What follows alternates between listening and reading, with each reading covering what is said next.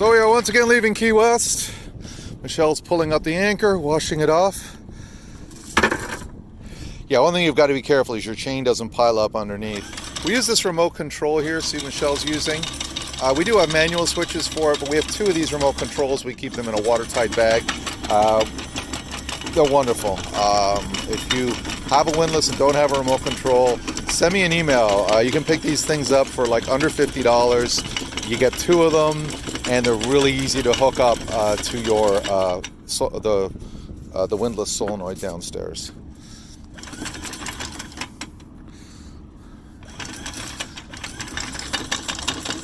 Sailing out that way today. Yes, we're going to get some rain. There's another new hatch that I installed over here. This was not normally a hatch. That used to be just a lens, but I put a hatch in. Unfortunately, the hull is so thick on these CNCs that standard hatches don't, like I can't even find one for this because you can see how thick these are. Okay, the anchor's up, so I better get the boat under control. Okay, so I've just been called to the front of the boat, and you're not going to friggin' believe this. Michelle yelled the anchor was up because she saw something come up. What we just picked up was somebody's outboard motor that's been sitting on the bottom for a few years. Can you believe this? We've helped other people that have picked up other anchors and stuff, but this is the first time we've picked up an outboard motor. So I'm going to have to work on getting that off of there, which means lowering the dinghy and, oh geez. Welcome to Key West. The joys of boating.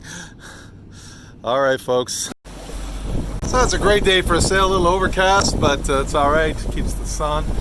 I'm just gonna put up the main, so Michelle is removing the mainsail cover, and then I'll pull in the jib, and we'll throw that up, and we should be able to do hull speed today, no problem. So we're gusting right now, I've seen as high as 12 knots, so it's a pretty light wind day, but we found that 12 knots can get hull speed out of this thing if trimmed properly.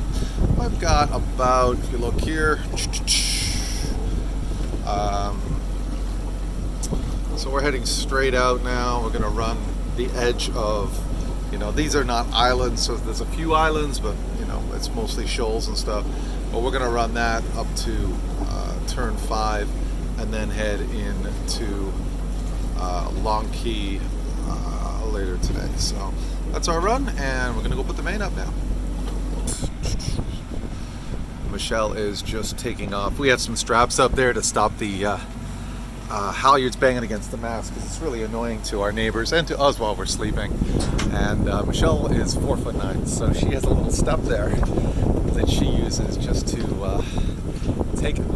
keep it strapped. Like, we've been anchored for the better part of 5 months now, so we just kept that strap there. So we probably should have taken it off before we got underway today, but Michelle's got a little step she uses. Works well.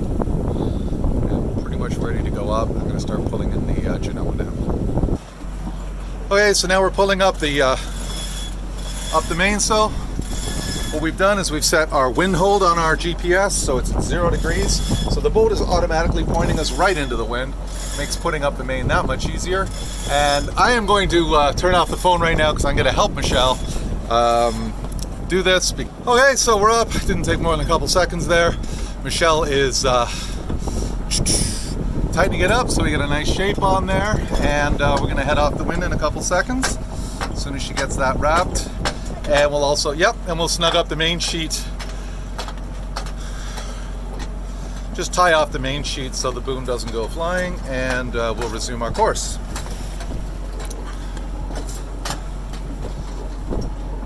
So to resume our course, very easy. Here we go. And when you've got, yes, I could steer this whole thing, but I'm just trying to show you how, if you're single-handing, or just a couple, your autopilot is your best friend, and we're able to do it. Really is like having an extra crew member here. So I've talked about this Garmin before. We love it. Look at Michelle tidying the lines this morning. And anyway, we're gonna get this thing underway, then we'll pull out the big Genoa, And I bet you, the next video I show you in a few minutes, we're going to be engine off. So as you can see right now, we're heading almost as close to the wind as we can. I might be able to get a little bit better shape on this main, but the reason I wanted to take this video is because people have been asking me about the condition of the boat.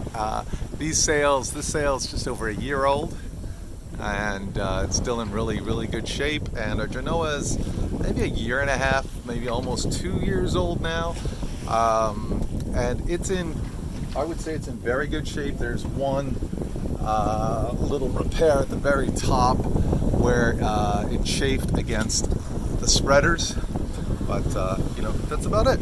So we've got one reef in today, but we won't be using. We've got one reef line ready today, and our reef lines run up, down, then along the boom, inside the boom actually. And yeah. Okay, folks. Well, we're sailing, and yeah, wind died down to 8 knots, but we're still doing almost 5 GPS speed, so it's pretty good. Okay, bye. This is Phil and Michelle from Desperado 2. Have a great day. Bye-bye. Well, we're still under sail, no motor running. That little humming you hear is because the autopilot is right below me, so it's adjusting. They probably have it set so it's adjusting a little bit too much today, but that is easily adjusted. We're still going on wind hold, and we're holding at 40 degrees off the wind. Now, the reason there's a couple screens I can look at on this to do it, but I also installed this remote unit here that gives me a nice pretty picture. I don't actually use this much for controlling the boat, just because it's really all up on the main channel. But as you can see, it's holding us 40 degrees off the wind, and that's keeping us sailing. Now this purple line here is my plotted line, so if I were motoring today, that's the line I kind of want to follow. But since we're decided to sail it, we're just going to kind of follow as closely as we can, and it's not hard really, because you can see the line is, the little dotted line is our trail. Currently the time is 10 o'clock. Here's our GPS position if we need it. If we wanted to start following the pink line here, which I drew, then I'd hit this button here, and now all of a sudden it's going to start following the pink line. And this is our rudder position down here, and I can adjust, like if I want to go to, like say 41 degrees, 41 degrees, I would just hit this one. I've hit it twice now, so now that should read 42 degrees down there. So everything's integrated. It's all in a backbone downstairs. There's control units behind me. There's a control unit in the middle of the boat, and even the instruments at the very top of the mast are red here. So if you go here to home, AV gauges, wind, and it kind of shows you, well, we're heading right off of that 40 degrees off the wind there. Our current speed is 4 knots. The true wind speed is 8.7 right now.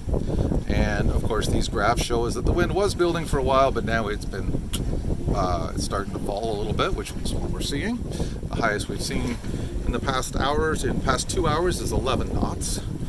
So, sorry, it's 18 knots, and we're currently seeing between 10 and 11. So, handy screens. Like I say, I use my Combo 6 because it's got kind of everything I like on it. Right now it has arriving at our anchorage at 10:23 p.m. So we may have to adjust our anchorage if we don't want to go in the dark.